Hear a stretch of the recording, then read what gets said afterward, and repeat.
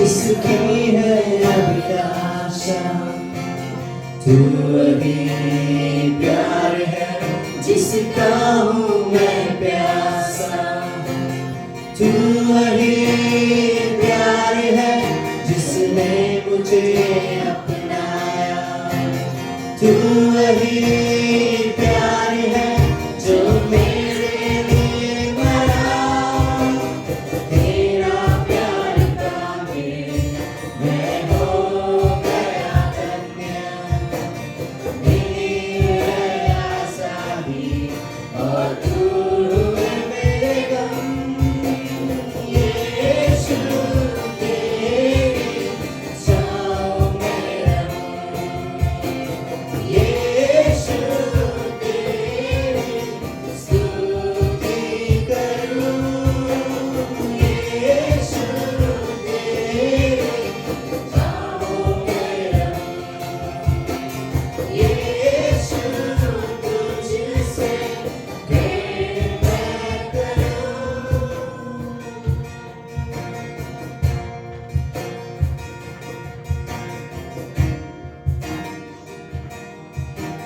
तू वही प्यार है जो सबसे है उत्तम। तू वही प्यार है जो छोड़े दुनिया।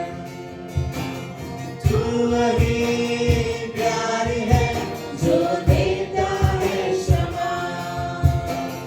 तू वही प्यार है जो मेरे लिए मरा। तेरा प्यार पाके मैं हो गया धन्य।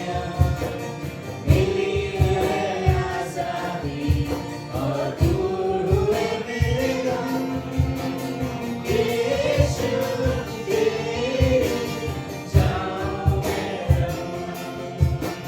यीशु तेरी स्तुति करूं। यीशु तेरी बाहों में रहूं। यीशु तुझसे प्रेम मैं करूं।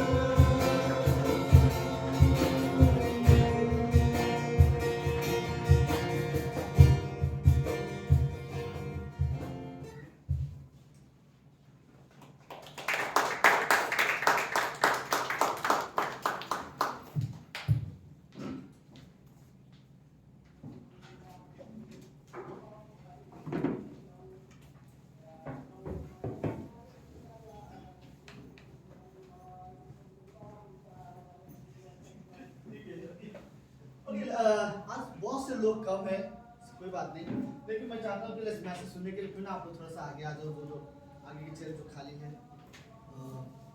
बेटर रहेगा। एक चेयर भी आ गया तो उनको के लिए ठीक रहेगा। तो बाकी के जो लेट आएंगे वो पीछे बैठ सकते हैं।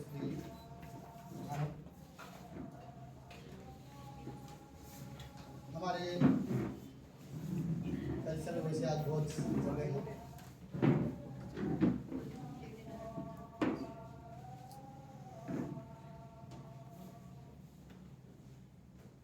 Okay, welcome welcome Shubham. बैठिए बैठिए।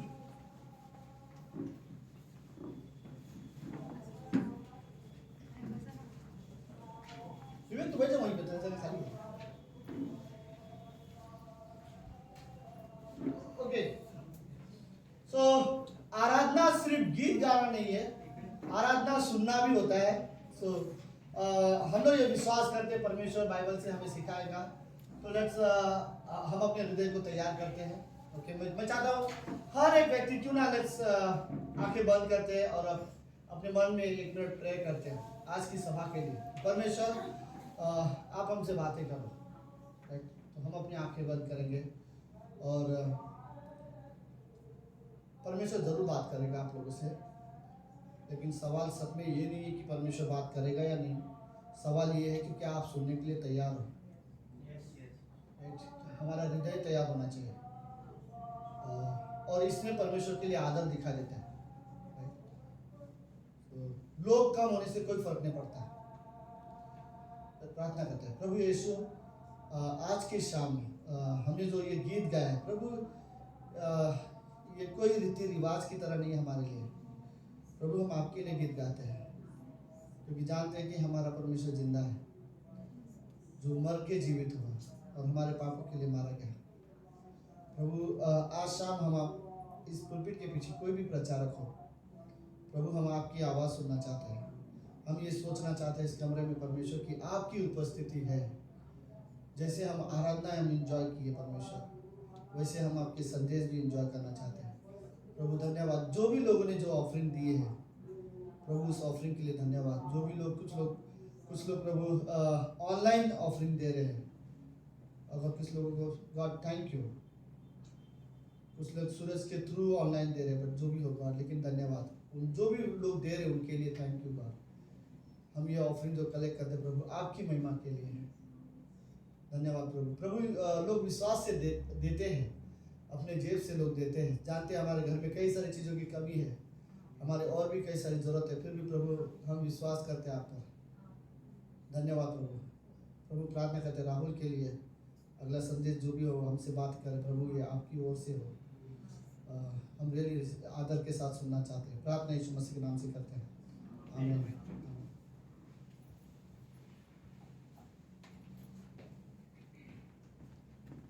आइए हम सब वचन में जाते हैं।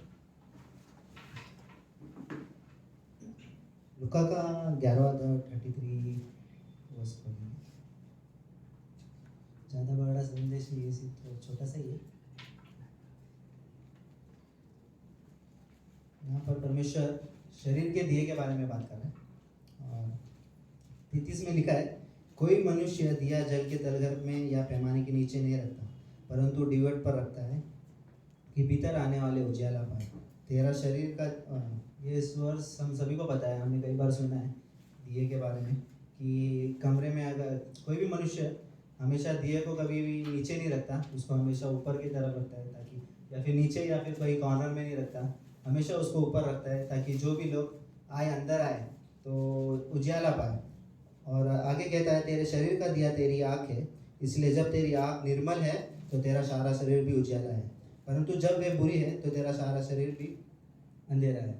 इस वचन में यीशु मसीह चेलों को सिखा रहा है कि तुम्हारे अंदर ज्योति है और उस ज्योति का उजियाला तुम्हारी आंखें है। हमारी आंखों के बारे में बात कर रहा है इस वचन में। परमेश्वर जिस आंखों के बारे में बात कर रहा है वो हमारे फिजिकल आंखें नहीं, लेकिन आत्मिक आंखों के बारे में बात कर रहा है कि हम लोगों को कैसे देखते हैं। इस वचन में हम देखेंगे दो तरीके की आंखें।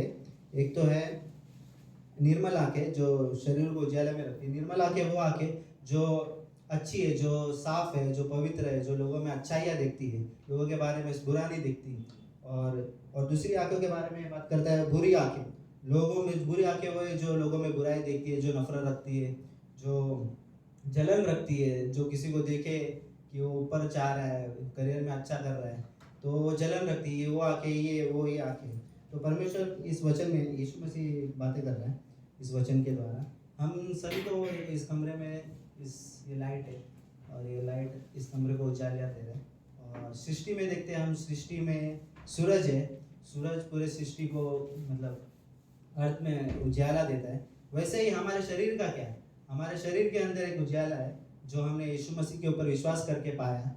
मतलब जब हम अंधकार में थे एक समय में और हमें भी पता नहीं था कि कई बार हमने देखा है कि जब मैं अविश्वासी था तभी समझो काली बिल्ली रास्ता काट के गई तो 10 कदम मतलब 7 कदम पीछे जाने का, फिर वापस से 7 कदम आगे जाने का तो कुछ नहीं होगा। फिर कम समझो कभी नींबू में ऐसा हाथ पैर रख दिया तो मान लेते कि हमने आज मतलब आज कुछ बुरा होने वाला है। मेरी मम्मी का एक ये बिलीव था पहले कि समझो अभी घर में खिड़की में कौवा काव काव काव कर रहा है तो आज मेहमान आने वाले हैं ऐसा तो तैयार रहने का, ऐसा बिलीव था पहले।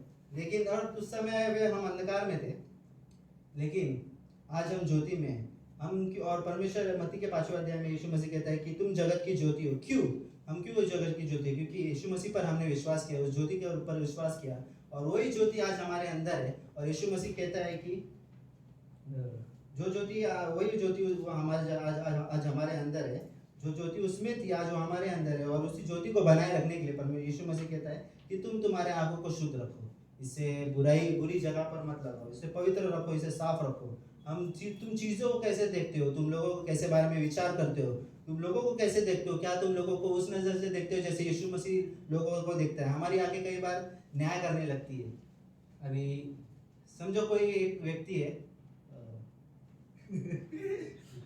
एक व्यक्ति है, ये मत्ती के 7वें अध्याय में लिखा है, दोष मत लगाओ तो तुम पर भी दोष नहीं लगेगा। लेकिन इंग्लिश में कहता है कि जज मत करो कि तुम्हें भी जज ना हो। तो हम न्याय मत करो कहता है। हम कई बार हमारी आंखें न्याय करने लगती है। अभी मैंने किसी एक व्यक्ति को समझो सिगरेट पीते हुए देखा या दारू पीते हुए देखा। ये एग्जांपल मुझे शशि अजय भाई ने दिया था, मुझे बहुत अच्छा लगा था। ये अच्छे से समझाया था उसने मुझे कि एक व्यक्ति अगर दारू पी रहा है, विश्वासी है और पी रहा है, तो और मैंने उसको देख लिया और मेरे मन में विचार आने लगे कि ये व्यक्ति विश्वासी होकर दारू पी रहा है, सिगरेट पी रहा है, गालियाँ दे रहा है, लेकिन हमें उसके हृदय के बारे में नहीं पता। वो क्या पता वो अपने हृदय में मतलब बहुत उस तलब को छुड़ाने की बहुत कोशिश करता हो, हमें नहीं पता, लेकिन हम उसे देखकर उसका न्याय करने लगते। लेकिन यीशु मसीह क्या पता, ये परमेश्वर को पता है उसके हृदय के बारे में, और ये परमेश्वर देखता है उसके हृदय को, और परमेश्वर उसके हृदय से खुश है। भले से वो बुरा कर रहा है, लेकिन परमेश्वर उसके हृदय से खुश है कि वो चेंज होने की कोशिश कर रहा है। लेकिन हम क्या करते हैं, हम उसका न्याय करने लगते हैं। हमारी आंखें इस जगह पे न्याय करने लगती है। हमें एक एग्जाम्पल के हम बाइबल में भी है एक एग्जाम्पल, एक कहानी है जो सच्ची है। परमेश्वर यीशु मसीह के सामने कई सारे लोगों ने व्यभिचारी स्त्री के बारे में हम सभी को पता है। तो उसने पाप किया और उसने पाप किया व्यभिचारी स्त्री ने, और यीशु मसीह के सामने लोगों ने उसका न्याय करने के लिए उसको लेकर आए, और लोगों ने देखा वो स्त्री ने व्यभिचार किया है, लेकिन यीशु मसीह ने उसे उस तरीके से नहीं देखा। यीशु मसीह ने उसके हृदय को देखा। यीशु मसीह देख रहा था कि उसके हृदय, अगर मैं इसे क्षमा करूंगा तो ये मे भी चेंज हो जाएगी। और फिर बाद में हम आगे देखते कि वही व्यक्ति आगे जाके इत्र का बॉटल तोड़ती है। लेकिन लोगों ने उसका न्याय करना चाहा, लेकिन यीशु मसीह ने वैसा नहीं किया। यीशु मसीह ने उसे माफ़ किया। हमारी आंखें भी वैसी ही होनी चाहिए जैसे यीशु मसीह ने उसके पाप को नहीं देखा, लेकिन यीशु मसीह ने उसके हृदय को देखा। तुम अपनी आंखों से ऐसे चीज़ मत देखो जिससे परमेश्वर नाराज हो और शैतान खुश हो। अपनी आंखों को पवित्र रखो। इस संसार में हम देखते हैं आजकल तो कई सारे बुराई, बहुत ईजी है पाप करना, तो आजकल बहुत ही ईजी है। देखेंगे इंस्टाग्राम में रील्स आते रहते हैं, स्क्रॉल करते जाओ। और कई आजकल तो हम देखते हैं गानों में भी रैप्स आते हैं, रैप्स में भी गालियाँ आती है, लोग एंजॉय करते हैं ये सब चीज़ें।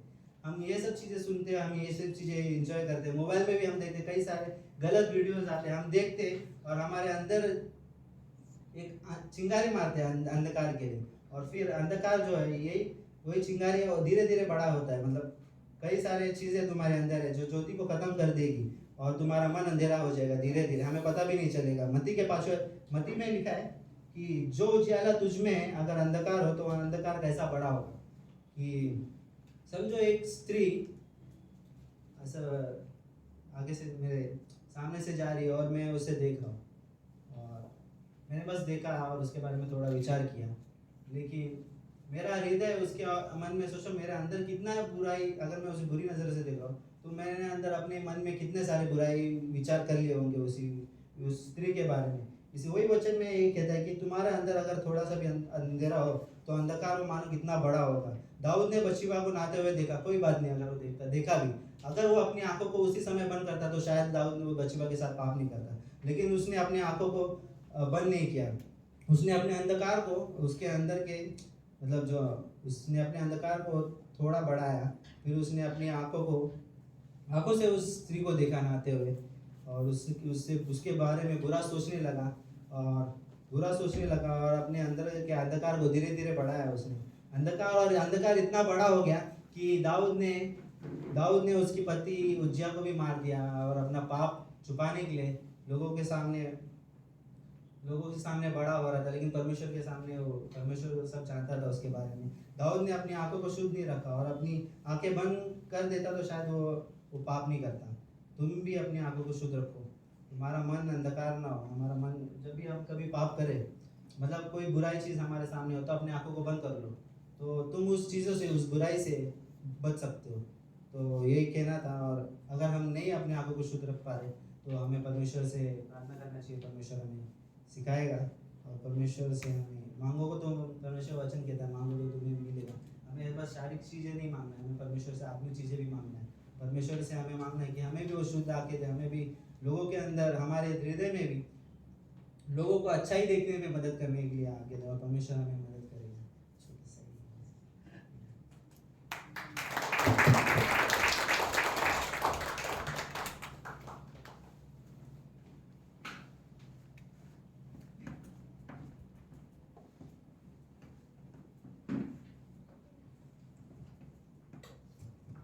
ओके,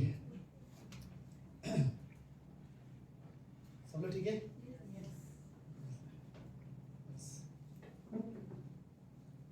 आंखें, राइट, बुराई, आई थिंक आंखें का तो काम ही है देखना, राइट, लेकिन मन का काम है सोचना, किस तरह से देख रहे हो, वो तो माइंड में जो चलता है उस तरह से आंखें चीजें करती है, राइट।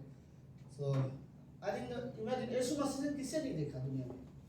उसने अंधे इंसान को देखा, लंगड़े इंसान को देखा, पापियों को देखा, व्यभिचारियों को देखा, दुष्ट आत्माओं से ग्रसित लोगों को भी देखा, लेकिन किसी से भी उसके आंखों में किसी के लिए नफरत नहीं थी। किसके लिए थी वहाँ पर नफरत? जो लोग उसे क्रूस पर मारते थे उनके लिए भी उसकी आंखों में नफरत नहीं थी, राइट। उनके लिए भी यीशु मसीह क्रूस पर प्रार्थना कर रहा था। आई थिंक किसको यीशु मसीह ने गलत तरीके से देखा हुआ? गलत तरीका मतलब सिर्फ एक गलत मत समझना, गलत तरीका का मतलब सिर्फ यही नहीं होता कि गलत भावनाओं के साथ देखना होता ना, या फिर सेक्सुअल रिलेशन के हिसाब से देखना, यही गलत तरीका नहीं होता, राइट। घमंड से देखना, दूसरों को नीचा देखना, दूसरों से अपने आप को बेहतर समझना, दूसरों को कम समझना, ये सब तरीके गलत तरीके हैं, राइट। दूसरों को अलग करने की कोशिश करना, तुच्छ समझना दूसरों को, ये भी एक तरीके है। लेकिन यीशु मसीह ने हर इंसान को देखा, कई सारे प्रकार के लोग यीशु मसीह के सामने आए और यीशु मसीह ने सभी को देखा, राइट। लेकिन यीशु मसीह की आंखें, आई थिंक वो स्वर्गीय आंखें थी, राइट। उसका स्वभाव प्रेमी था, उसने हर किसी को प्रेम से देखा। कोढ़ी के पास जाके उसने छूना पसंद किया था, राइट। सामरी के पास जाकर वो बात करना पसंद करता था, क्योंकि चेहरे बोलते थे सामरी वाले एरिया में हम नहीं जाएंगे, राइट। लेकिन यीशु मसीह वहां जाके सामरी स्त्री से बात करने लग गया। पता है यहूदी में से कोई भी सामरी स्त्री से बात नहीं करते थे, लेकिन यीशु मसीह ने गया वहां, उससे बात किया, राइट। सो बाकी सारे चेलों के देखने का नजर अलग था, अरे ये सामरी है, और यीशु मसीह के लिए ऐसा था कि ये खाली एक स्त्री है, और जो जिसने उद्धार हुई है, जो पापी है, और यीशु मसीह उद्धार करता है। उसने जक्के को भी देखा, जक्के को कई सारे लोगों ने बोला ये चुंगी लेने वाला है, राइट। वहाँ पे पीछे से बाइबल में पढ़ना, वहाँ पे कमेंट लिखा है लूका के 19वें अध्याय में, क्या यीशु जानता है वो एक चुंगी लेने वाले के पापी के घर जा रहा है, राइट। हाँ, शायद तुम उसे उस नज़र से देख रहे थे, लेकिन यीशु मसीह उसके पास गया, उसके साथ खाना खाया, राइट। इमेजिन अगर यीशु मसीह भी वैसे ही देखता तो फिर वो जक्के के घर में कभी नहीं जाता, सामरी के साथ कभी बात नहीं करता, राइट। वो पापी स्त्री जो व्यभिचार के काम करते थे, यीशु मसीह के रूम में आकर यीशु मसीह के पाँव में अपना इत्र डाल रही थी, राइट। अपने आंसू से यीशु मसीह के, एक स्त्री जो अपने आंसू से यीशु मसीह के पाँव को भिगा के अपने बालों से उसे पोंछ रही थी, और फिर बाकी लोग बोल रहे थे अरे ये तो पापी स्त्री है, लेकिन यीशु मसीह को फर्क नहीं पड़ता, तुम लोग उसे उस नज़र से देख रहे हो, मैं नहीं देख रहा हूँ, राइट। आई थिंक रियली फर्क पड़ता है हम लोगों को किस नज़र से देखते हैं। परमेश्वर हमें सिखाता है, परमेश्वर हमारे अगर हमारे मन में परमेश्वर नम्रता डालेगा ना, तो हमारे आंखें अपने आप सही हो जाएंगे। तो रियली अच्छी चीजें था। ओके, लेट्स हम खड़े होते हैं अपनी जगह पे।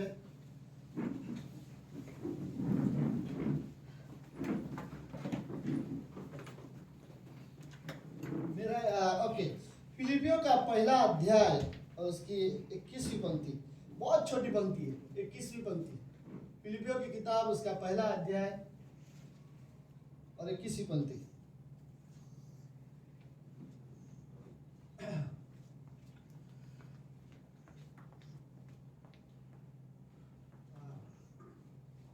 क्या शांत लग रही है कमरा, राइट? अच्छा लग रहा है।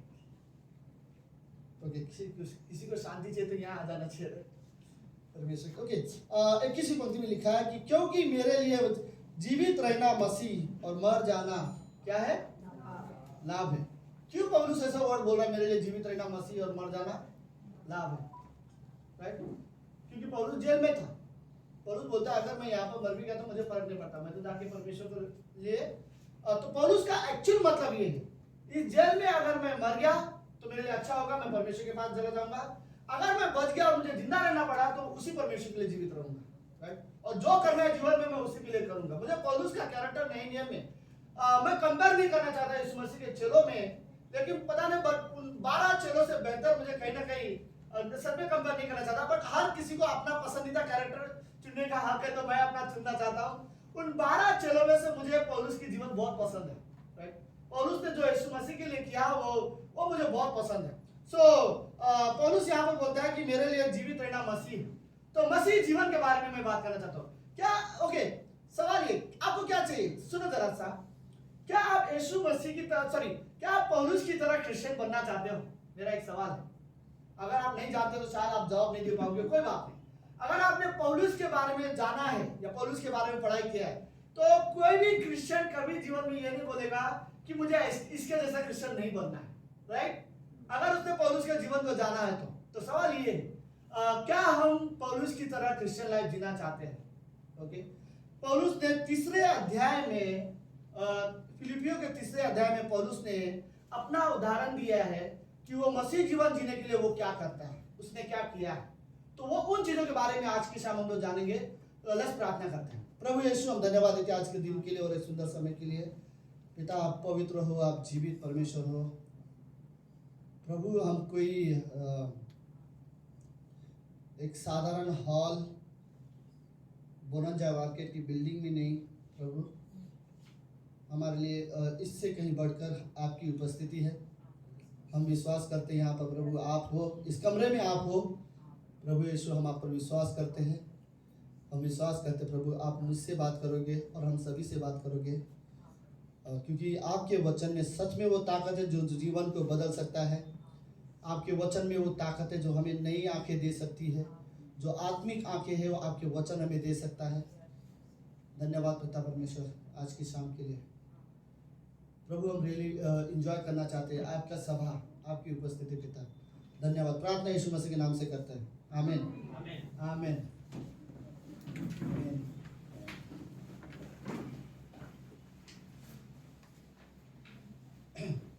ओके, मैसेज भले ही कैसे रहे, टेंशन मत लो। इसके बाद एक सॉन्ग है बच्चों लोगों का, उस गीत में शायद आप लोगों को नाचने का मन कर जाए बाद में, ओके, बट संदेश के बाद है। ओके, सो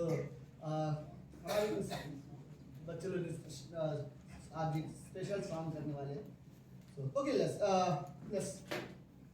3 अध्याय फिलिपियों की किताब में कई सारी चीजें हैं। ओके, तो लेट्स पहले जानते हैं कई सारे लोग। ओके, सिंपली मैं बोलूँगा, कितने ऐसे लोग हैं जिनको पौलुस के बारे में पूरी तरह से नहीं पता? अपना हाथ उठा सकते हैं पौलुस के जीवन के बारे में अभी तक। वाओ, हाँ चलो, शुभम तो बालाजी तो अब नए हैं, इसलिए शायद तुम्हें पौलुस के बारे में नहीं पता। ओके ठीक है, तो इसलिए मैं बोलता हूँ चाचा मजाक कर रहा है।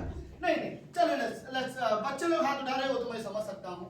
ओके, और कुछ लोग तो नए हैं, इसलिए चलो शॉर्ट में मैं पौलुस के बारे में बात करता हूँ। ओके, फिर उसके बाद हम लोग पौलुस की उम्र करीब यीशु मसीह की उम्र के आसपास माना जाता है। यीशु मसीह की मृत्यु अगर 34 साल की उम्र में हुई रहेगी तो पौलुस की उम्र भी करीब 34-35 साल का ही था, या 33-35 साल का था, ज्यादा उसकी उम्र नहीं थी। पौलुस माना जाता था बहुत ज्यादा लंबा नहीं था, हाइट में ठीक था। ओके, बहुत ज्यादा पतला भी नहीं था, ठीक ही था। ओके, पौलुस ने एक रबी की पढ़ाई किया था क्योंकि उसको यहूदियों का गुरु बनना था। याद है कई सारे लोग यीशु मसीह को क्या बोलते हैं, हे उत्तम गुरु, हे रबी, क्योंकि वो लोग यीशु मसीह ने वो पढ़ाई नहीं की थी, लेकिन उसकी जो बातें थी वो गुरु के जैसे थी। लेकिन पौलुस ने वो स्टडी किया था अपने जीवन में। यहूदियों में 72 लीडर होते थे, जो पूरे इजराइल देश में 72 लीडर होते थे। तो पौलुस ने वो स्टडी किया था, वो 72 लीडरों में एक बन सके भविष्य में। तो वो बहुत ज्यादा पढ़ा लिखा व्यक्ति था उस समय का। पौलुस के बारे में बात करें, पौलुस की और एक खासियत ये थी कि पहली बार बाइबल में पौलुस के बारे में जब बताया गया था तो वो घटना थी पहली बार कि स्तिफनुस नाम का एक व्यक्ति जब सुसमाचार प्रचार कर रहा था, तब जब वो प्रचार कर रहा था प्रेरितों के काम के 7वें अध्याय में, उसके एंडिंग में कई सारे लोगों ने स्तिफनुस को पकड़ा और उसे पत्थर से मारने के निर्णय ले लिया। तो पौलुस स्तिफनुस को बीच में रखा गया और चारों तरफ से जो लोग थे वो सब वहां पे खड़े थे और वो लोग ने स्तिफनुस को पत्थर से मारने की कोशिश कर रही थी। तो पौलुस उस समय में नया स्टूडेंट था, जस्ट उसने अपनी पढ़ाई का कंप्लीट कर लिया था, या फिर वो फाइनल ईयर में होगा, बट माना जाता है जस्ट उसने अपनी पढ़ाई कंप्लीट कर लिया था, कि वो रवि की पढ़ाई कंप्लीट कर लिया था। तो उस समय में एक व्यक्ति ने पौलुस से बोला, अरे यहाँ पर एक मसीह का नया चेला मिला है, सब लोग उसे जान से मार रहे, चलो तुम भी आपके साथ में चलो। तो वो भी देखने के लिए चला आया। जब उसने देखा तो जो बड़े बड़े लोग थे, जो ज्ञानी लोग थे, जो उसको सजा देने वाले लोग थे, वो लोग के पास एक दुपट्टा जैसा बड़ा कपड़ा रहता था। पुराने जमाने के आदमी के पास एक बड़ा कपड़ा रहता था, ताकि जब उन्हें भागना है तो वो कमर बांधते थे और फिर भागते थे। तो एक कपड़ा जैसे नॉर्मली आज की तारीख में लेडीज लोग लेते हैं, वैसे ही पहले पुरुष लोग भी लेते थे। ओके, ये नॉर्मल एक दुपट्टा जैसा बड़ा कपड़ा जैसा मफलर होता है, पता है मफलर भी नहीं बोलेंगे, क्या बोलते हैं, शॉल जैसा रहता था, उस तरह का, हाँ उस तरह का एक वो लोग कपड़ा रखते थे। तो उन लोगों ने जब उसे सजा देने का समय आया, तो वो कपड़ा उनके जब गर्दन में जो था वो सब ने पौलुस के हाथ में दे दिया, और पौलुस को बोला, तो इनका ध्यान रखना, हम इनको सजा दे रहे हैं। तो पहली बार वो व्यक्ति, जब लोग सारे लोग उसे पत्थर से मार रहे थे, पौलुस कोने में खड़े होकर यह देख रहे हैं कि इसके अंदर इतना विश्वास कहां से आया है कि हम मरने के लिए तैयार है, लेकिन यीशु मसीह को मानने के लिए, वो तो यीशु मसीह के खिलाफ नहीं बात कर रहे। पहली बार उसका पौलुस के बारे में चित्र बाइबल में वहां पर दिया गया था। ठीक है, अभी तक कहानी में ओके। 8वें अध्याय में पौलुस को अब लीडर बनना था। ओके, 8वें अध्याय में पौलुस को अब लीडर बनना है। तो लीडर बनने का एक प्रोसेस होता है, राइट। तो वो एक सेना जैसा काम करने लगा। तो उसने बोला, जितने भी मसीह के लोग होंगे जो हमारे यहूदियों को लोगों को प्रचार करेंगे, मैं उसे जान से मार दूंगा। तो पौलुस को ये मिला, लेटर मिला, राइट। तो वहां के अधिकारी लोग हमेशा पौलुस के अंदर एक बहुत जोशीला आदमी था। किसको मारना है वो झट से चला जाता था, किसको जेल में डालना है वो झट से चला जाता था। वो आखिर वो पुलिस में नहीं था, राइट, लेकिन यहूदियों का लीडर में उसकी नाम आता था। तो पौलुस ने इस तरह से कई सारी स्त्रियों को वो उनका बाल पकड़ के घसीट के जेल में डालता था। कई सारे पुरुष को मारते मारते जेल में डाल देता था, और कई सारे लोग तो आधे रास्ते में अपनी दम तोड़ देते थे। तो ये पौलुस का कैरेक्टर था, इतना जिद्दी, इतना खतरनाक था। मैं आपको बोलूं, पौलुस के हृदय में एक चीज कभी नहीं थी, किसी के लिए दया नहीं थी। वो एक लीडर ऐसा था कि किसी के लिए दया, प्रेम, किसी को देख के लिए उसको बुरा लगना, कोई फीलिंग नहीं था। अगर तुम मसीह हो, पौलुस का हृदय उसके लिए पत्थर था, राइट। और वो ऐसा निर्णय लेता था, इन सबको मैं सच में मार दूंगा। ये पौलुस का एक्चुअल कैरेक्टर था।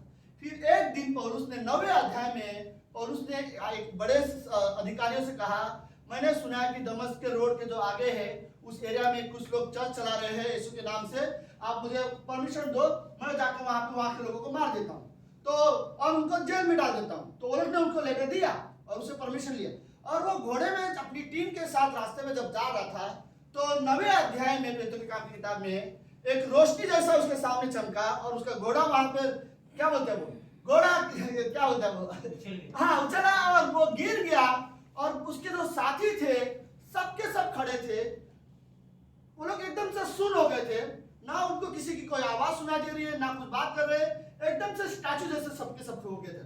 और उस बीच में अकेला एक व्यक्ति था जो सुन पा रहा था वहां पर, वो था पौलुस। पौलुस खड़ा हुआ और उसने देखा कि यीशु मसीह को, और उसने देखा यीशु मसीह उसके सामने खड़ा है, और वो बोल रहा है कि हे प्रभु, राइट, तुझे मुझसे क्या काम। तो यीशु मसीह ने बोला, जब पौलुस का पहले नाम था साहुल था, तो यीशु मसीह ने बोला, साहुल साहुल तू मुझे क्यों सताता है। पौलुस के हृदय में मतलब एक बात समझ में नहीं आया, मैंने आपको कब सताया, मैंने आपके खिलाफ कभी क्या किया, मैंने कुछ नहीं किया आपके खिलाफ, राइट। पौलुस बोलता, मैंने आपको कब सताया, मैंने क्या किया आपके खिलाफ, तू जो मेरे लोगों को मारता है उसके वजह से तू मुझे सता रहा है। फिर यीशु मसीह बोला, तू कहाँ जाना चाहता था, दमिश्क के रोड के आगे जाना चाहता था, जहां पर वो आराधनालय है उनको तोड़ने के लिए, तू वहां नहीं जाएगा, अब तू यहां से इस नगर के गली के अंदर जा, वहां एक कमरा है, वहां पर बैठ। और पौलुस अंधा हो गया था, फिर किसी व्यक्ति ने उसे वहां पर छोड़ा, और उसको खुद समझ में नहीं आ रहा है, बाकी लोग चले गए, और पौलुस उस घर में 3 दिन 3 रात ना कुछ खाया ना कुछ किया।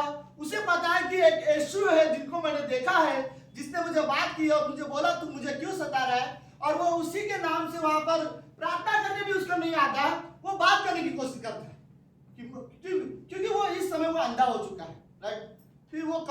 फिर एक परमेश्वर यीशु मसीह हनन्याह, राइट, हनन्याह नाम के व्यक्ति के पास गया और उससे बोला कि पौलुस के लिए जाके प्रार्थना कर। हनन्याह बोलता है आपको पता पौलुस कौन है? वो एक भी क्रिश्चियन को छोड़ेगा नहीं। अगर मैं उसके पास जाऊंगा, उसको पता चलेगा कि मैं भी क्रिश्चियन हूं, तो वो पहले मुझे मार देगा। आप चाहते हो मैं उसके पास जाऊं? उसे बोला नहीं, अब पौलुस वैसा नहीं है, तू जा उसके पास और उसके लिए प्रार्थना कर, राइट? और उसको लिए प्रार्थना कर और उसको पूरा गॉस्पेल मैसेज उसको सुनाना है।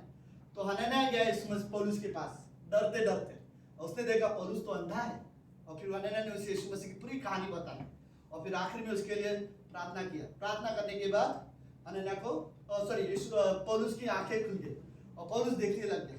वो 3 दिन में पौलुस इतना नम्र हो गया, परमेश्वर का डर उसके दिल में इतना ज्यादा हो गया कि उसे पता चल गया कि हमारे लोगों ने जो यीशु मसीह को जो क्रूस पर चढ़ाया था, पौलुस तो उस समय में था ही, क्योंकि वो भी 30-35 साल का आदमी था और उसको पता था यीशु मसीह को कैसे क्रूस पर चढ़ाया गया था। तो उसने अब यीशु मसीह को जब देख लिया है तो वो अब यीशु मसीह की सेवा करना चाहता है। तो वहां से पौलुस की जीवन बदल जाता है। ओके, कहानी समझ में आया पौलुस के लाइफ की? तो इतनी सी ये पौलुस की मेन कहानी है। उसके बाद 6 साल के लिए पौलुस के बारे में किसी को नहीं पता पौलुस कहाँ गया। सिर्फ इतना माना जाता है कि इसके बाद पौलुस बाइबल की पढ़ाई करने के लिए, यीशु मसीह के बारे में पूरी ज्ञान लेने के लिए उसने बाइबल स्कूल ज्वाइन कर लिया। और जब उसकी बाइबल स्कूल जब खत्म हो गई, पौलुस बोलता है, बरनबास एक आदमी है, वो बोलता है एक सीरियस प्रचारक है पौलुस नाम का, मैं उसे अपने साथ लेके आता हूँ। उसने उसको ढूंढा, उसको लेके आया और फिर यूहन्ना, पतरस, इन सारे लोगों से कहा हम लोग मिशन ट्रिप जाना चाहते हैं, हम लोग सुसमाचार प्रचार करने जाना चाहते हैं। तब जाके ये लोग पहली बार मिशन ट्रिप में गए। पहली मिशन ट्रिप की, दूसरी मिशन ट्रिप किया, उसने तीसरी मिशन ट्रिप किया और जहां जहां जाता था वो लोग वहां पे चर्च चालू करते थे। उनकी मिशन ट्रिप 1-2 हफ्ते का नहीं होता था, 1.5, 2-2 साल का होता था। पहली मिशन ट्रिप 1.5 साल का था, फिर 1 साल, फिर 3 साल, इस लंबे लंबे साल के लिए वो लोग गाँव जाते थे, वहां पे चर्च बनाते थे, आराधना शुरू करते थे, वहां पे एक लीडर तैयार करते थे, फिर दूसरे गाँव जाते थे। इस तरह से पौलुस ने अपनी सेवकाई शुरू किया। ठीक है, तो अब जाके पौलुस जब जेल में है तब पौलुस ने फिलिपियों की किताब लिखी है, राइट? तो फिलिपियों की किताब में फिलिपियों की किताब जब उसने लिखी, तब फिलिपियों की किताब लिखते समय वो फिलिपियों के लोगों को बताना चाहता है कि मेरा क्रिश्चियन लाइफ कैसे था, मैं मसीही जीवन कैसे जीता था। तो पहले अध्याय में वो बोलता है, आज की तारीख में याद है उसका स्टेटमेंट याद करो। पहले बोलता था एक भी मसीह को नहीं रहने दूंगा, जितने भी मसीह मैं सबको मार दूंगा, उन्हें क्रिश्चियन मसीह बनने नहीं दूंगा। और अब पौलुस बोलता है मेरे लिए जीना मसीह है और मरना मेरे लिए लाभ है, राइट? वही पौलुस के अंदर इतनी सारी परिवर्तन वो सिर्फ तब हुआ जब उसने यीशु मसीह को जाना। मैं आपको सच कहता हूं, जो यीशु मसीह को नहीं जानेगा उसके अंदर परिवर्तन नहीं आ सकती। अगर आप सच में यीशु मसीह को जानोगे, अपने सच्चे हृदय से यीशु मसीह को जानोगे और आपको जब पता होगा कि वो कौन है और उसने आपके लिए क्या किया है, फिर आपको यह एहसास होगा कि आपको कैसा जीवन जीना चाहिए। इसके बाद आप यदि अपने आप के लिए अपनी खुशी के अनुसार जीते भी रहोगे तो गलत चीजें है, आप अपने आप उन चीजों से नफरत करोगे, ये जानते हुए कि कई सारे संसार में ऐसी गलत चीजें हैं जो यीशु मसीह को नहीं पसंद है। और फिर आप बोलोगे मेरे लिए अब जीना मसीह है, राइट? मैं मसीह के लिए जीना चाहता हूं। तो पौलुस ने मसीह के लिए जीवन जीने के बारे में उसने अपनी उदाहरण में फिलिपियों के 3 अध्याय में कई सारे बातें कही है, लेकिन मैं उनमें से सिर्फ आपको 7 बातें बताना चाहता हूँ। ठीक है, आप सब लोग हैं? ओके, लेट्स खाली वो 7 बातें। फिलिपियों का 3 अध्याय की पहली पंक्ति में पौलुस क्या बोलना चाहता है? निदान है मेरे भाइयों। अब ये वर्ड सुन कितना अच्छा लग रहा है। पहले वो मसीह को मारने वाला व्यक्ति अब मसीह को क्या बोल रहा है? हे मेरे भाइयों, राइट? मेरे भाइयों, ओके? हे मेरे भाइयों, प्रभु में आनंदित रहो। वही बातें तुमको बार बार लिखने में मुझे कोई कष्ट नहीं होता और इसमें कि तुम्हारी कुशलता है। पहला वर्ड क्या है? मेरे भाइयों, प्रभु में आनंदित रहो। सुनो, पौलुस बोलता है क्रिश्चियन लाइफ जीना है, मसीह जीवन जीना है, तो पहले चीज ये तुम्हारी लाइफ में होना चाहिए, तुम्हारी खुशी यीशु मसीह होना चाहिए, राइट? प्रभु के बाहर कोई भी चीजें एंजॉयमेंट हो सकती है, कहीं ऐसा तो नहीं है कि गलत चीजें में भी तुम एंजॉय कर रहे हो, राइट? तो स्टॉप हो जाओ। अगर कोई गलत चीजों में तुम एंजॉय कर रहे हो तो रुको, अपने आप को रोक दो, राइट? तुम्हारा आनंद प्रभु में होना चाहिए। ऐसी चीजों में एंजॉय करो जिसमें परमेश्वर को महिमा मिले, ऐसी चीजों में एंजॉय मत करो जिसमें परमेश्वर को सच में महिमा नहीं मिले। मैं आपको सच कहता हूँ, ये रियली कई बार हम भूल जाते हैं और सबको पता है ये बात। हम एक दिन यीशु मसीह के सामने खड़े होने वाले हैं, राइट? और हमें हमारे जीवन का लेखा देना है उसको, क्योंकि जब हम परमेश्वर के सामने खड़े होंगे तब हमें सच में सोचने की जरूरत है, राइट? कि आप अपने बारे में क्या जवाब देना पसंद करोगे। सुनो, कोई भी चीज परमेश्वर से छुपा नहीं है, वो आपके बारे में सब कुछ जानता है। आप क्या सोचते हो, क्या क्या आप विचार रखते हो, कैसे बातें करते हो, आप अकेले में क्या करते हो, घर के बाहर क्या करते हो, कलीसिया से बाहर क्या करते हो, सब कुछ जो आप चुप के क्या करते हो, सब कुछ परमेश्वर को पता है। तुम्हारा व्यवहार परमेश्वर को पता है, तुम्हारे बात करने के तरीके भी उसको पता है। कब तुम गलत वर्ड यूज करते हो, कब तुम गलत चीजें अगर करते रहोगे, यीशु मसीह को आपके बारे में सब कुछ पता है। कोई भी ऐसी चीज नहीं है यीशु मसीह को जो हमारे बारे में नहीं पता हो। हर एक बात हमारे बारे में उसे पता है। और पौलुस यहाँ बोलता है कि हमें प्रभु में आनंदित होना चाहिए। ये जो गीत होता है ना, जो हम लोग गाते हैं, ये हमारे लिए आनंद है। जब हम प्रार्थना करते हैं, ये हमारे लिए आनंद है। जब हम अपना बाइबल खोलते हैं, ये हमारे लिए आनंद है। जब हम मिलकर यीशु मसीह के बारे में बात करते हैं, तो ये हमारे लिए आनंद है। हमारे लिए बोरिंग चीजें नहीं है। कई बार मैं भी शायद दुनिया को, संसार को लगता होगा क्रिश्चियन लाइफ बहुत बोरिंग है, बट हमारे लिए ये सच में बोरिंग नहीं है। मैं इंजॉय करता हूं जब भी यीशु मसीह के बारे में कोई मुझसे बात करता है। कोई ये भी बताता है परमेश्वर ने मेरी प्रार्थना को उत्तर दिया, हमें आनंदित होती है, राइट। कोई अपनी गवाही देता है तो हम खुश होते हैं, क्योंकि ये हमारी आनंद है। प्रभु में आनंदित रहना सीखो, राइट। तो पौलुस ने पहली चीज यीशु मसीह को जानने के बाद उसके लिए ये था, मैं जो एंजॉय करूंगा वो प्रभु में करूंगा। उसके बाद मैं किसी चीज में ज्यादा एंजॉय नहीं करना चाहता। आई थिंक मैं ये, अगर मसीह जीवन जीना चाहते हो तो पहले चीज सोचो कौन सी चीज आपको ज्यादा खुश करती है। आपको रियली सोचने की जरूरत है, कौन सी चीजें आपको ज्यादा खुश करती है। और बाद में ये सोचो, जो चीजें मुझे खुश करती है, कहीं वो संसारिक चीजें तो नहीं है, राइट। अगर प्रभु में आप एंजॉय नहीं, आराधना करना आपको एंजॉय नहीं लगता, बाइबल पढ़ना आपको एंजॉय नहीं लगता, फिर या संगति करना आपको एंजॉय नहीं लगता, फिर आप मसीह के लिए जीवन कैसे जी सकते हैं, राइट। तो हमें रियली सोचने की जरूरत है। तो पौलुस ने विश्वास होने के बाद वो अपने पहले बार में बोलता है प्रभु में आनंदित रहो, राइट। वो जेल में होकर, जेल में रहकर वो व्यक्ति बोल रहा है, राइट, प्रभु में आनंदित रहो। फिर फिलिपियों का 4 अध्याय 4 पंक्ति क्या कहता है? प्रभु में सदा, मैं फिर से कहता हूं, ओके, लगता है फिर से, प्रभु में सदा, मैं फिर से कहता हूं आनंदित रहो, राइट। पौलुस और लिखने वाले भी, जो ये पत्र किताब माना जाता है कि पौलुस ने अपने हाथों से नहीं लिखा है। पौलुस बोल रहा है और उसका एक दास है, सेवक है, जो उसके लिए लिख रहा है, क्योंकि पौलुस जेल में बंधा हुआ है। तो पौलुस जेल के अंदर से लिख रहा है, बोल रहा है प्रभु में सदा आनंदित रहो। लोगों को बोलो प्रभु में सदा आनंदित रहो। ओके, लिखने वाला बोलता है पौलुस आप सच में चाहते हो ये वर्ड लिखो, आप खुश हो? पौलुस बोलता हाँ मैं जेल में खुश हूँ। पौलुस वो व्यक्ति है, जब उसे जेल में डाल दिया गया तो सिलास के साथ वो जेल में आराधना करता है, राइट। वो भी खुशी से आराधना करता है, राइट। तो आई थिंक तो पहली चीज ये होनी चाहिए कि रियली याद रखना चाहिए कि आप कौन सी चीज से ज्यादा एंजॉय करते हैं, ओके। तो दूसरी चीज, दूसरी पंक्ति कौन सी है? ओके, हैंग हो रहा है, सॉरी, ओके। सातवीं पंक्ति आया, ओके। सातवीं पंक्ति बोलते हैं परंतु सातवीं पंक्ति सूरज सर, हाँ, परंतु जो बातें मेरे लाभ की थी उन्हीं को मैंने मसीह के कारण हानि समझ लिया है, राइट। पौलुस अपने बारे में बताया, पहले जो बातें मेरे लाभ की थी, रबी बनना, गुरु बनना, ये उसके लिए बहुत फायदेमंद था, करियर बनाना, ये सब, लेकिन आज उसके लिए ये सारी चीजें नहीं है, ओके। तो जो चीजें पहले मेरे लिए लाभ की थी, आज मेरे लिए वो, मैंने उनको मसीह के कारण मैंने उनको हानि समझ लिया है, ओके। चलो इस पे और एक सवाल आप लोगों से पूछता हूँ, आपने अपने क्रिश्चियन लाइफ में यीशु मसीह की वजह से कोई एक गलत आदत है जो आपने आज छोड़ दिया? अगर ना भी हो तो कोई एक ऐसी आदत हो शायद जिसके लिए आप प्रार्थना कर रहे हैं, अगर कर भी रहे हो, मैं आपको सच कहता हूं एक दिन आप उस आदत में जीतोगे, परमेश्वर आपको जिताएगा।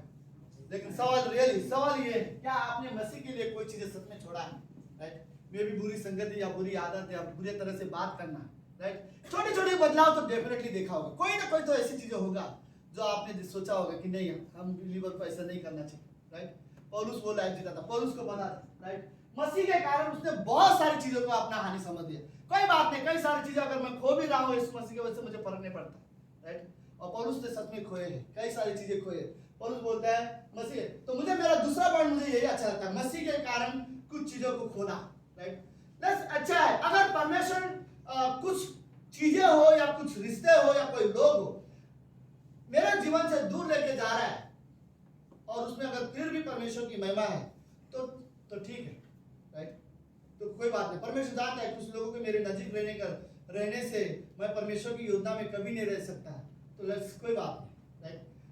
मैं अपने आप में कितना भी उनसे प्यार करूं, लेकिन परमेश्वर मुझे दिखाना चाहता है कि मेरी ये गलत संगति है, अगर उनसे मैं प्रभु की वजह से मुझे खोना चाहा तो चलेगा।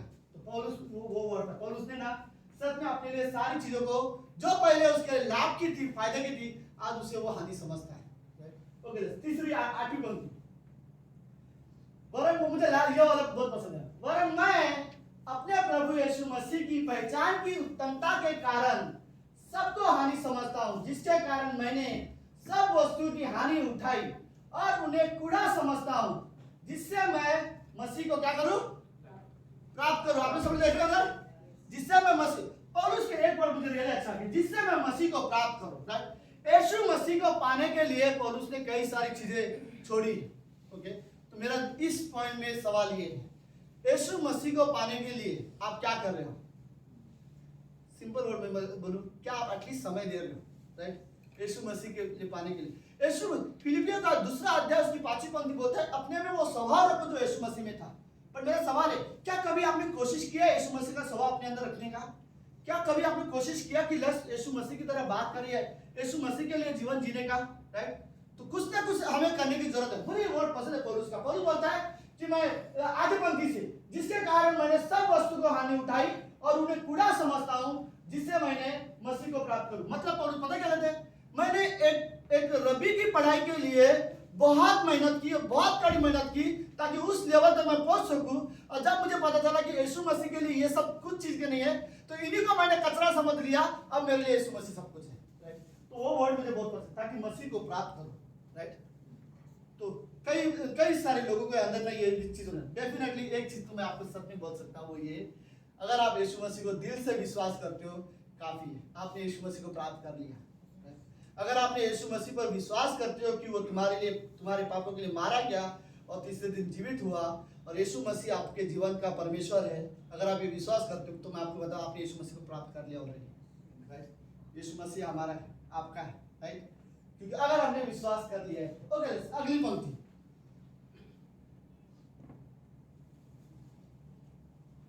मुझे ये वर्ड पसंद है, 9वीं पंक्ति। ओके, और उसमें पाया जाओ, ये वर्ड भी मुझे पसंद आता है। राइट, ताकि उसमें पाया जाओ। क्या आप रियली चाहते हो यीशु मसीह में पाया जाओ? आपके कुछ स्वभाव, आपकी कुछ चीजें ऐसा लगे यीशु मसीह की तरह है। राइट, पौलुस बोलता है मैं उसमें पाया जाऊं, मुझे पसंद, मैं उसमें पाया जाऊं, न कि अपनी उस धार्मिकता के साथ जो व्यवस्था से है। पहले वो अपनी व्यवस्था को पूरा करके धर्मी बना था। राइट, ओके, जो व्यवस्था से है, वरन उस धार्मिकता के साथ जो मसीह पर विश्वास करने के कारण है और परमेश्वर की ओर से विश्वास करने पर हमें मिलता है। ओके, तो पौलुस को ये तीसरा वर्स कौन सा है? 3 का 9 है। ओके,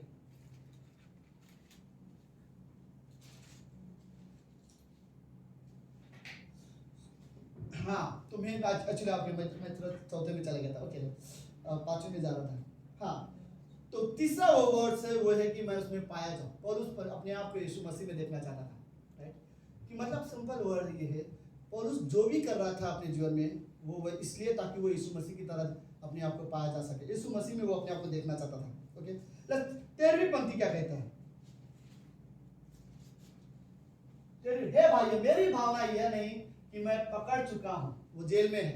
ओके, तो पौलुस बोलता है ये नहीं कि मैं पकड़ा जा चुका हूं, परंतु केवल यह एक काम करता हूं कि जो बातें पीछे रह गई है उनको भूलकर आगे की बातों की ओर बढ़ता जाऊं। ओके, लेट्स सुनो, हर इंसान के जीवन में कुछ ना कुछ ऐसी बातें हैं जो पीछे की है, जो शायद उन्हें भूलने की जरूरत है। कोई ना कोई गलत आदत, कोई ना कोई गलत चीज है, हमें सडनली याद आ जाती है तो हमें बुरा लगता होगा। राइट, कोई ना कोई चीजें हैं, किसी ने कुछ बोला होगा, अभी तक आपको याद रहता होगा। राइट, किसी ने कुछ बोला है, किसी ने आपके खिलाफ कुछ किया है और आप उन चीजों को भूल नहीं पा रहे हो। तो पौलुस बोलता है जरूरत है पीछे की बातों को भूलना। आगे बढ़ने के लिए कहीं ना कहीं पीछे की बातों को भूलना जरूरत है। राइट, हम सभी के जीवन में कुछ ना कुछ चीजें होंगी, हर एक विश्वासी के जीवन में कुछ ना कुछ ऐसी चीजें होंगी जो पीछे की बातें हैं, और उन पीछे की बातों के लिए हमें जरूरत है कि मैं उसे भूलूं।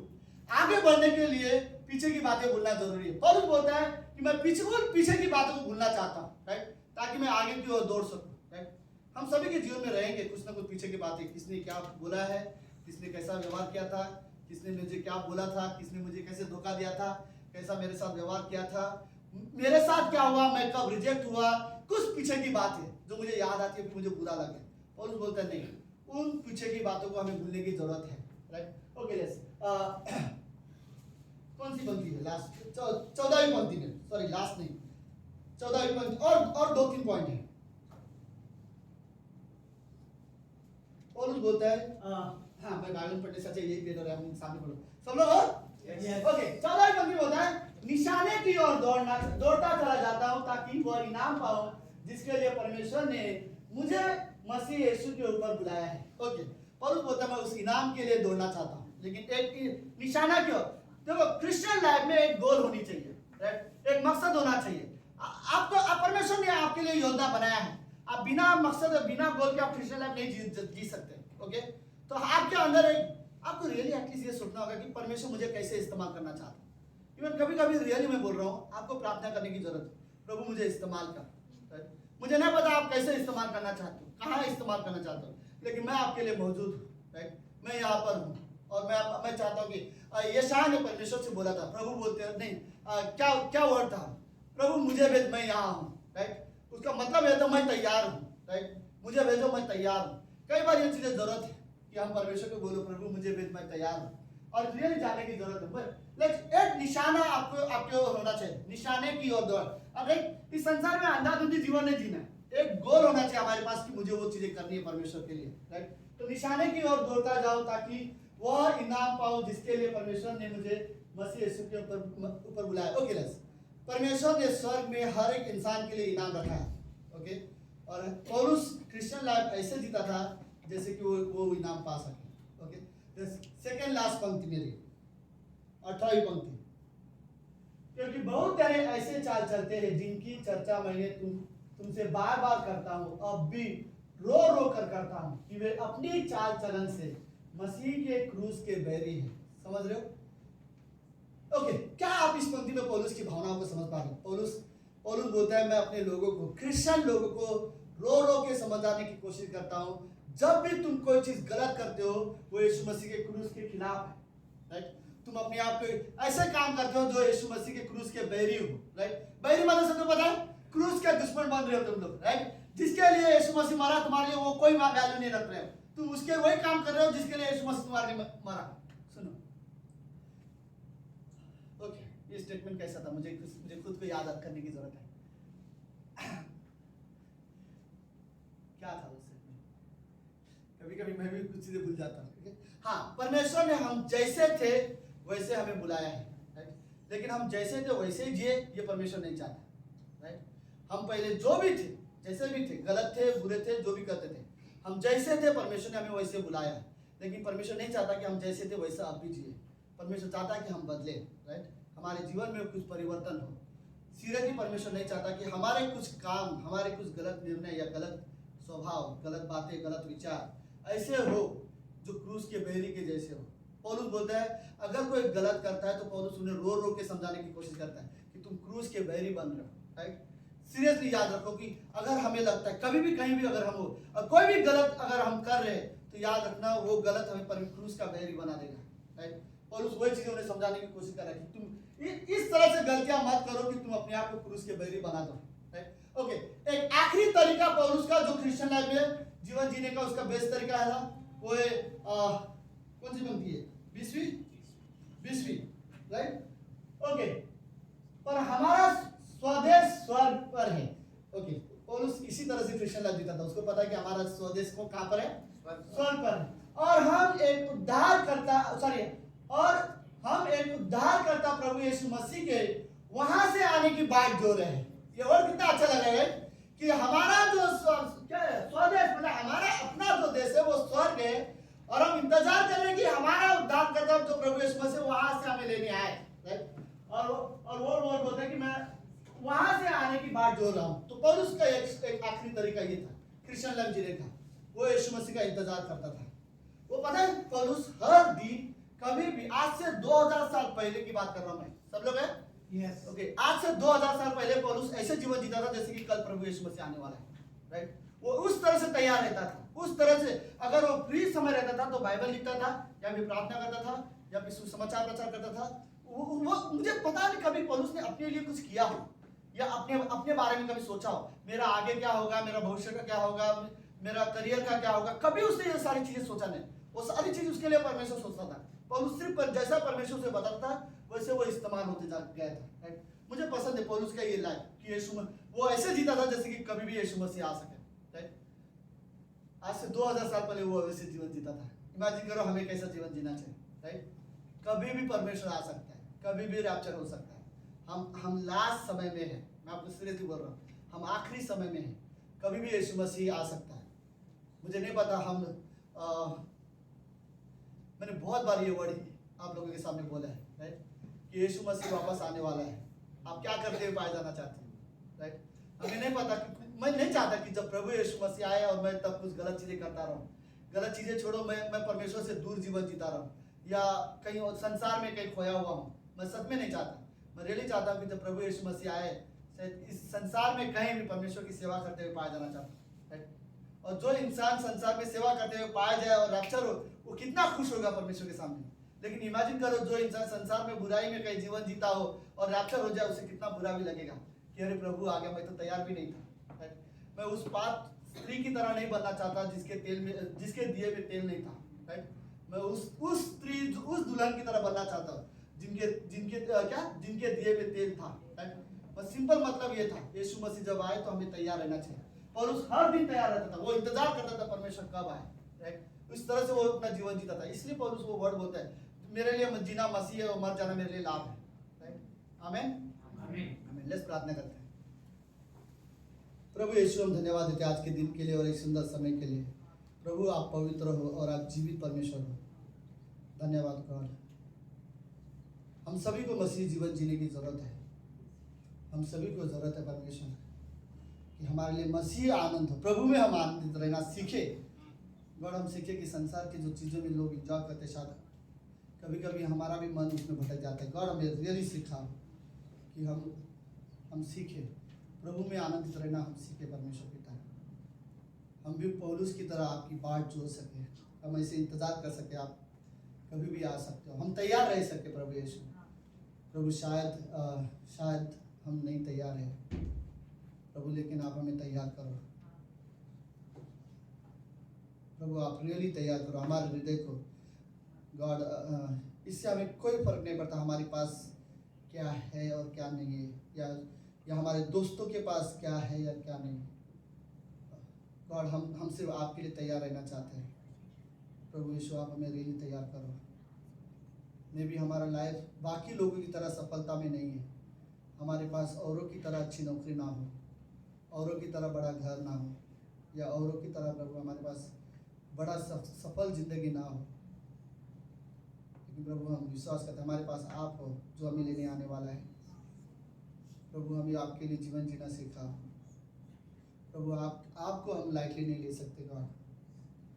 धन्यवाद पिता परमेश्वर, धन्यवाद देते हैं। ये प्रार्थना यीशु मसीह के नाम से करते हैं, आमीन, आमीन। ओके, लेट्स एक सॉन्ग होगा।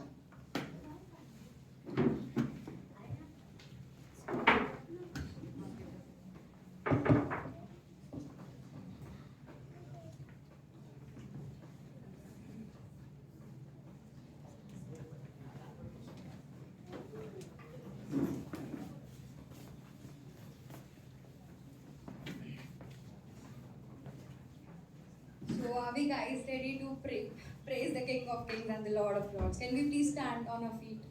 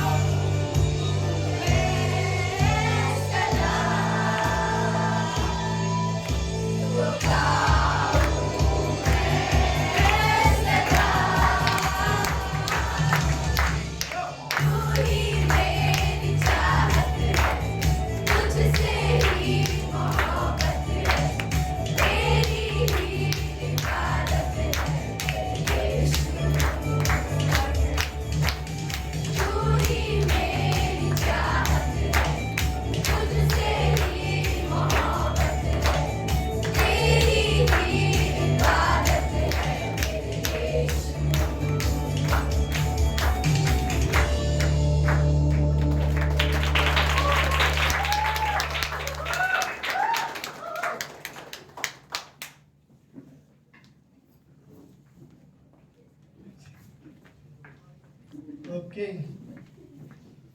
छोटी वाली हमारे को ज्यादा ही जोश में दिया good very good very nice okay सब लोग ठीक है ओके लेट्स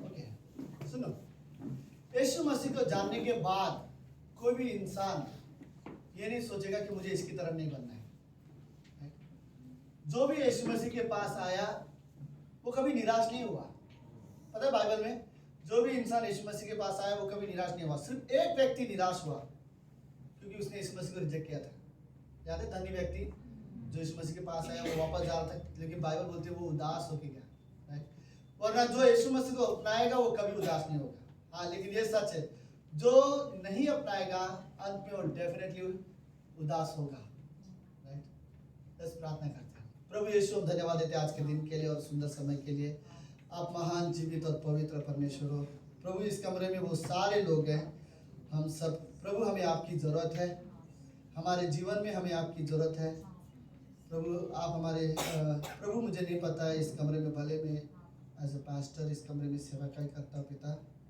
लेकिन मुझे हर एक व्यक्ति की जीवन की ज़रूरत मुझे नहीं पता उनकी तकलीफ़ कौन सी चीज़ों से वो गुजर रहे हैं प्रभु मुझे नहीं पता लेकिन परमेश्वर हम खुश हैं आप जानते हो सब कुछ और उन सारी चीज़ें जो भी इस कमरे में लोग हैं हर एक के जीवन को यीशु मसीह आपके हाथ में सौंपता हूँ प्रभु उनके जीवन में जो भी जरूरत हो प्रभु प्रार्थना करता हूँ कि आप उसे पूरा करना प्रभु आप रियली उन्हें सहायता करना